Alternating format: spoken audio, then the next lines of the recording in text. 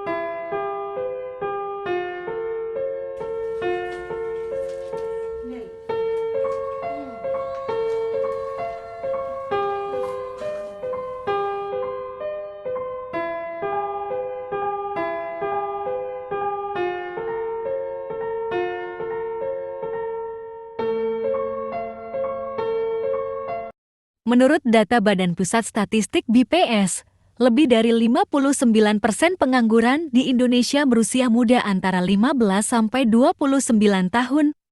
BPS mencatat jumlah pengangguran dalam rentang usia tersebut mencapai 4,98 juta jiwa per Februari tahun 2022. Zona nyaman adalah keadaan nyaman dan aman dalam situasi kamu saat ini, baik di tempat kerja, bersama teman, atau dalam kehidupan sehari-hari. Ketika kamu berada di zona nyaman, maka akan cenderung tidak terlalu tertarik untuk mencoba hal-hal baru atau mencapai yang lebih banyak hal di dalam zona tersebut. Sehingga resiko terjebak dalam zona nyaman pun bisa semakin meningkat.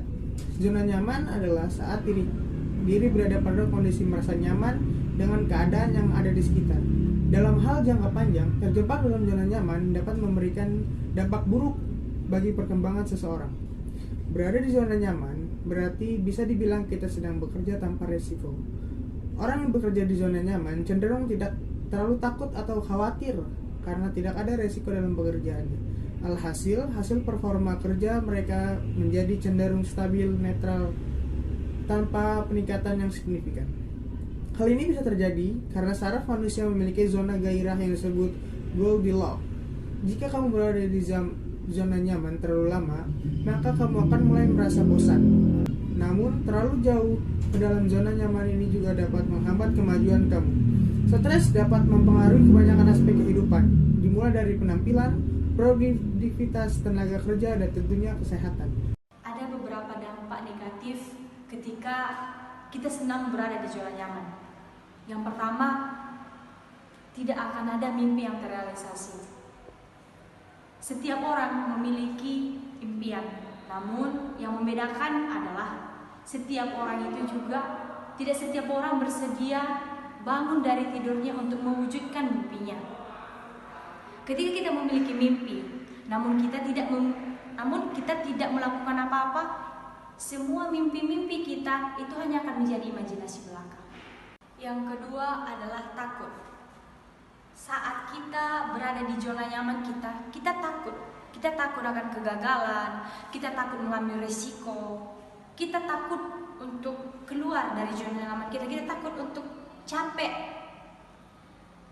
Ketika kita berada di kubangan zona nyaman kita hanya akan stagnan di situ. Tidak akan ada sesuatu, tidak ada perubahan yang terjadi. Ketika kita berada di zona nyaman kita tidak ada sesuatu yang merasa tertantang dalam diri kita, sehingga ketika kita dihadapkan dengan situasi yang sulit, kita takut segala sesuatunya itu tidak sesuai dengan keinginan kita, tidak sesuai dengan ekspektasi kita. Malas atau terjebak di zona nyaman alias tidak mau mengerjakan apa-apa, enggan untuk melakukan sesuatu. Malas juga berarti tidak suka dalam hal-hal tertentu seperti melakukan kegiatan atau kegiatan yang berhubungan dengan minat kita sendiri. Di dalam kemalasan itu terdapat dua faktor besar. Yang pertama faktor internal dan faktor eksternal yang menyebabkan kenapa terjadinya kemalasan terhadap seseorang atau individu. Yang pertama kita masuk ke faktor internal yang meliputi fisik dan psikis. Fisik itu seperti contohnya kayak kita asupan gizi kita yang kurang, kesehatan, dan gaya-gaya hidup kita. Terus habis itu ada psikis itu antaranya kecerdasan, kita akan menangkap sesuatu, motivasi kita, minat kita, bakat kita. Tidak hanya di situ, malas juga bisa dipengaruhi oleh faktor-faktor eksternal, meliputi aspek-aspek sosial dan non-sosial. Sosial itu bisa termasuk seperti di dalam lingkungan kita, habis itu di tempat di mana kita bergaul dan lain-lain, sehingga itu mempengaruhi kita dalam kemalasan atau terjebak di zona nyaman. Terlebih lagi dari faktor-faktor non sosial seperti keadaan suhu, panas, dingin yang membuat kita tuh enggan rasa bergerak, enggan ingin mengetahui sesuatu, enggan melakukan kegiatan karena banyak hal-hal eksternal yang menekan kita untuk diam saja dan menjadi malas. Habis itu ada fasilitas tempat yang bisa membuat kita stuck juga di dalam kemalasan, kelengkapan alat-alat atau fasilitas belajar yang membuat kita semakin malas dan bahkan kita cenderung lebih memilih untuk bermain atau melakukan hal penting lainnya. Nah, ada 5 hal kita melakukan upaya keluar dari zona nyaman. Yang pertama adalah memantapkan niat. Memantapkan niat ini adalah part yang paling penting, di mana jika kita sudah memantapkan niat kita, maka semuanya akan berjalan dengan lancar. Tapi tidak cuma dengan niat, teman-teman, harus dibarengi juga dengan tekad dan usaha agar semuanya menjadi lancar dan menjadi maksimal. Nah, yang kedua adalah sadarilah roda kehidupan itu terus berputar, di mana zona nyaman ini akan semakin melebar. Jadi tidak mungkin teman-teman akan stuck di tempat itu saja. Jadi teman-teman harus mau menemukan pemicu untuk teman-teman berubah dan bergerak. Salah satunya adalah mengikuti organisasi, di mana teman-teman akan berani untuk gagal, berani untuk mengambil risiko, dan berani untuk mencoba hal baru. Kamu tahu gak sih apa dampak positif jika kamu keluar dari zona nyaman? Ada beberapa hal yang akan terjadi jika kamu keluar dari zona nyaman. Yang pertama, wawasan kamu akan semakin luas. Yang kedua, kamu akan menjadi lebih percaya diri lagi. Mungkin yang kemarin-kemarin kamu gak percaya diri atau kamu gak bisa ngomong di depan orang banyak, setelah kamu keluar dari zona nyaman, kamu akan bisa melakukan hal-hal yang kamu sukai.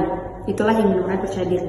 Yang ketiga, kamu akan menambah teman baru dan juga menambah wawasan yang baru yang tidak pernah kamu temukan sebelum-sebelumnya. Yang keempat, dengan kamu keluar dari zona nyaman, kamu akan menjadi lebih kreatif, mendapatkan banyak tantangan, membuat kamu terbiasa untuk memecahkan masalah dan juga kamu bisa lebih mencintai masalah itu. Yuk bergerak. Yuk bergerak. Untuk itu, yuk bergerak. Yuk bergerak.